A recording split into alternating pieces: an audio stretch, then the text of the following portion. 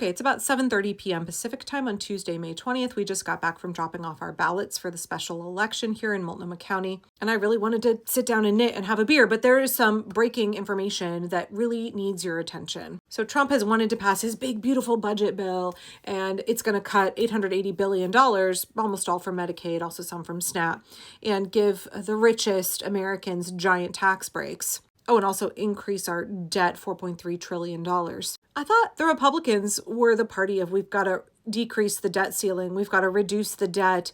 We can't carry any debt. We've got to make sure that we shrink our debt. That's important above all. We can't fund programs that benefit Americans because we've got to shrink our debt. But yet they're going to up it $4.3 trillion so that the super rich get tax breaks, all while cutting healthcare from the country's poorest Americans, from folks who are disabled, from little children, from pregnant women, from our elderly who are in nursing homes with dementia. But it's not going so well for Speaker Mike Johnson. There are Republicans who are like, we're not fucking voting for this. And there's been back and forth. They've been trying to sneak things through committees, get those committee votes to pass late at night, so that we're not aware. Like, they know that what they're doing is incredibly unpopular with the American people. Whether you're in a red state or a blue state, cutting Medicaid, cutting SNAP benefits is incredibly unpopular. Do you know why? Because most folks on Medicaid, the states that are more dependent on Medicaid, except for Nevada, are all red states. Red rural America has a hell of a lot of people who take Medicaid, who need it. That is how they get their access to health care until we get universal health care, until we get a single payer system. I'm still hopeful for the future. You got to dream about the America that you want in order to build that America. So 3 Republicans announced that they would not vote for this budget. And Trump has been on the Hill. He's been trying to, I would say schmooze, but not schmooze. He's been trying to threaten, strong arm people into voting in line with what he wants. Because ultimately, this is his package. Mike Johnson is his little bitch. And we just need 4 Republicans to pull back and say, we're not voting in line with Trump. So because the Republicans are the party of fascism and they don't actually care about the struggling people in their districts and they don't really give a shit about cutting Medicaid, and I'm looking forward to that coming back to bite them in the ass big time in the midterms. It's not actually cuts to Medicaid that has Republicans upset. It's this part of the agreement called SALT, the state and local tax deduction cap. And 3 Republicans, Mike Lawler, do you remember when I covered his town hall, how he got his ass handed to him?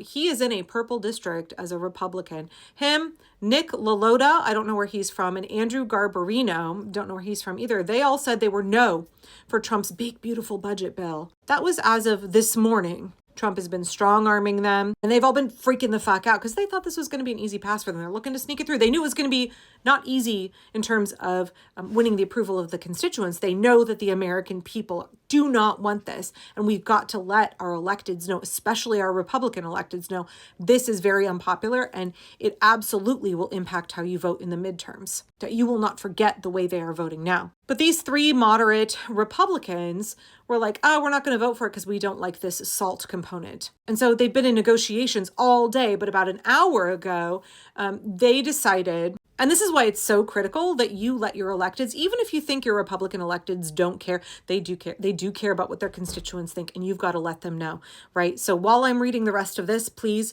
be looking at the Congressional Switchboard up here and go ahead and call them. Go ahead and find your Republican electeds' email and let them know that this is unacceptable to you. They cannot pass this budget. That you will remember in the midterms how they voted on this, and if they want to keep their seats, they better vote no. So Christo-fascist Speaker of the House, Republican from Louisiana, Mike Johnson, said that he and Republicans, moderate Republicans, had zeroed in on an agreement over SALT. That was the big hang-up. The proposed increase to SALT that they negotiated would cap it at $40,000, quadruple the current $10,000 cap. This marks an increase from the previous $30,000 cap with a $400,000 income cap that the members of the SALT caucus vehemently rejected. They're now going to convene at 1 a.m. to discuss these changes. It is imperative right now that you call your Republican electeds. It is imperative that you get on the horn and you call your Republican electeds in Congress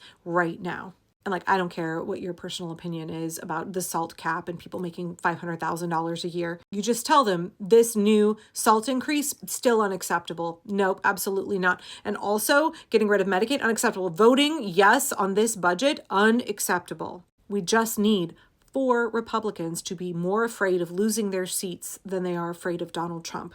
We've got 3 of them waffling. We just need 4 to pull off, to break away from the pack, to not necessarily grow a conscience or a spine, because they're not going to do that. We know that they can be intimidated. You know, they say that they're afraid of Trump. They need to be more afraid of you than they are of Donald Trump. They need to be more afraid of the collective power of the American voters than they are of Donald Trump. They need to be reminded that the power of the people is greater than the people in power. So call right now, email right now, call again in the morning. Let's all take 5 minutes and call and pressure them. Remind them of where the power ultimately lies. It's with us, the American people.